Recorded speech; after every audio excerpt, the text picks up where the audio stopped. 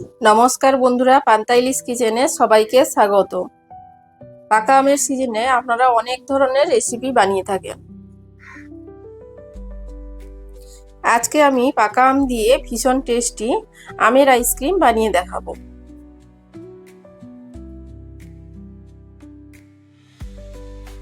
এটি খুব কম উপকরণ দিয়ে খুব টেস্টি, মজাদার ও সহজ পদ্ধতিতে আইসক্রিম বানিয়ে দেখাবো।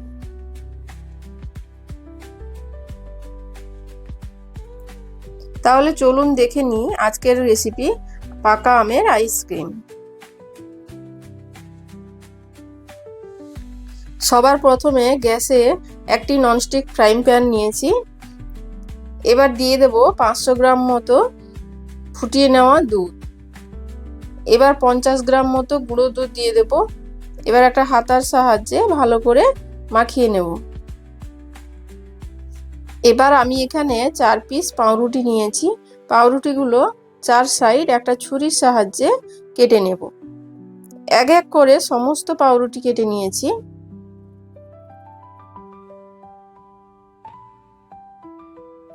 এবার দুধটি ফুটে অর্ধেক পরিমাণ হয়ে গেছে। এবার কেটে রাখা পাউরুটিগুলো দিয়ে দেব। পাউরুটিগুলো হাতার সাহায্যে দুধের সঙ্গে ভালো করে মাখিয়ে নেব।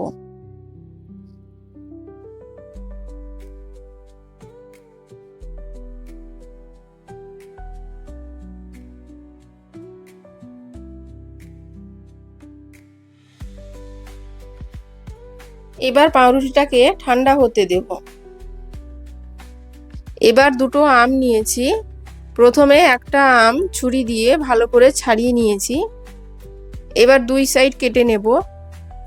এক এক সাইড ছোট ছোট আকারে কেটে নেব।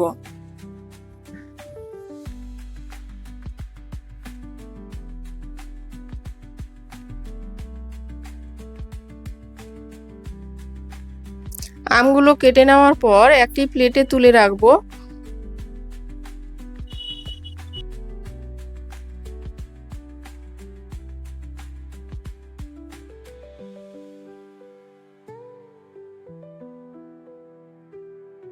তারপর আরেকটি আম কেটে নেব।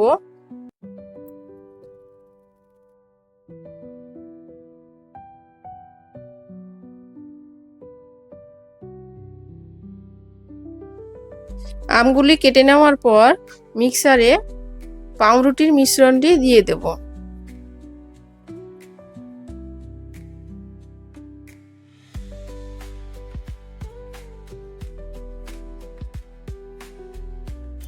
এবার একটা পেস্ট তৈরি করে নিয়েছি।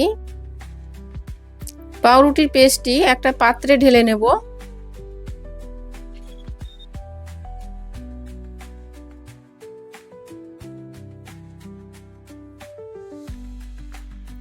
তারপর মিক্সারে কেটে রাখা আমগুলো দিয়ে দেব।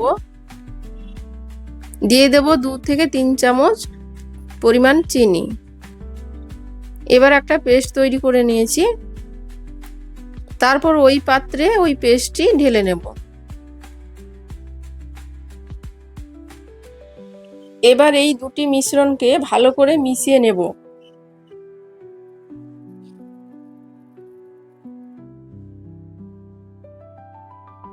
যতক্ষণ না এই পেস্টটি হালকা হচ্ছে ততক্ষণ এইভাবে ফেটিয়ে নিতে হবে।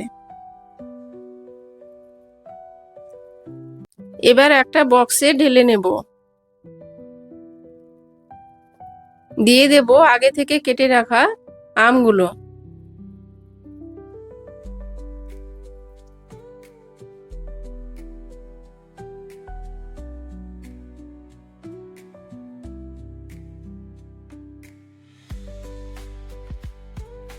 এবার অল্প পরিমাণ আমের পেস্ট দিয়ে দেব। এগুলোকে ভালো করে ছড়িয়ে দেব।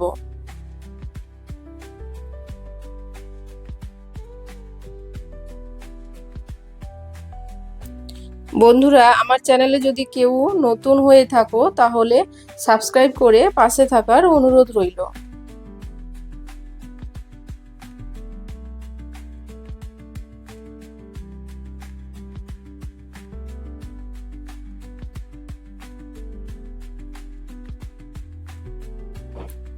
কিছুটা আমন্ড বাদাম গ্রেটারের সাহায্যে গ্রেট করে দেব।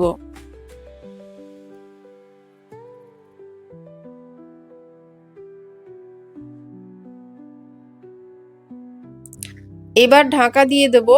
ঢাকা দিয়ে ফ্রিজে 8 থেকে 10 ঘন্টা রেখে দেব।